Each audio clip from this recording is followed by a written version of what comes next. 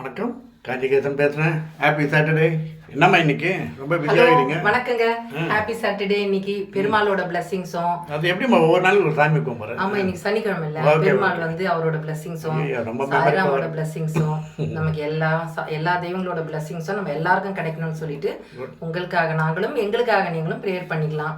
இன்னைக்கு பிறந்த நாள் கொண்டாடுற அத்தனை பிள்ளைகளுக்கும், திருமண நாள் கொண்டாடுறவங்களுக்கும், வேலைக்காக ட்ரை பண்ற அத்தனை பேருக்கும் வேலை கிடைக்கணும்னு சொல்லிட்டோம். படிக்கிற அத்தனை பிள்ளைங்களும் நல்ல மார்க் எடுத்து பாஸ் பண்ணணும்னு சொல்லிட்டோம். எல்லாருக்கும் ஆரோக்கியத்தை சாமி எல்லாருக்கும் கொடுக்கணும் அப்படின்னு சொல்லிட்டு உங்க எல்லாருக்காகவும் நாங்க ப்ரேயர் பண்ணிக்கிறோம். இன்னைக்கு வந்து எங்க வீட்டுல பாருங்க, நீங்க சொல்லுவீங்களே, சொல்லுங்க. மறந்துட்டேன்னு பார்த்தேன். வரன் தர்றேன், அனைவருக்கும் நல்ல வரன் கிடைக்கட்டும். என் பிரார்த்தனை அது ஒன்று தாங்க, வேற ஒன்று. இன்னைக்கு வந்து வெஜிடபிள் ரைஸ்க்கு எங்கள் வீட்டில் பச்சை பட்டாணி, பீன்ஸ், கேரட் போட்டு என்னதுங்க இதில் பாரு. இது இன்னும் கொடுக்கணும், அதாவது இன்னும் எடுத்துகிட்டு போகணும். ரெடி பண்ணிட்டாங்க. இது இன்னைக்கு இதுதான் டிஃபன். வாழைக்காய் வறுத்து வச்சிருக்கேன் மத்தியானத்துக்கு. மதியம் லஞ்சும் இதுதான், வாழைக்காய் அண்டு இது பேர் என்ன சொல்லிங்களா? ரைத்தாவா? சரிதான். தயிர் பச்சிடுங்க, அது பேர் ரைத்தான்றாங்க. சாப்பிட வாங்க.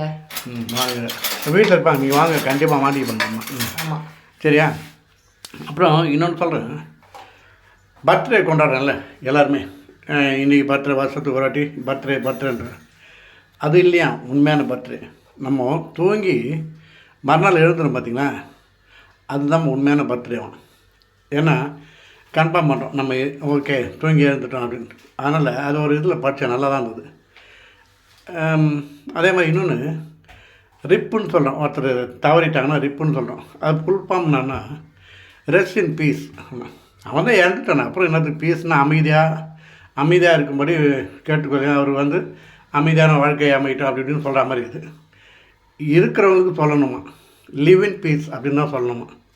அதுவும் ஒரு இடத்துல படித்தேன், நல்லா தான் இருந்தது. ஏன்னா இறந்துட்டவங்க வந்து ரெஸ்ட் இன் பீஸ், அவர் இறந்துட்டார், அவர் அமைதியாக தான் சாந்தி அடையட்டும் அப்படின்ற மாதிரி.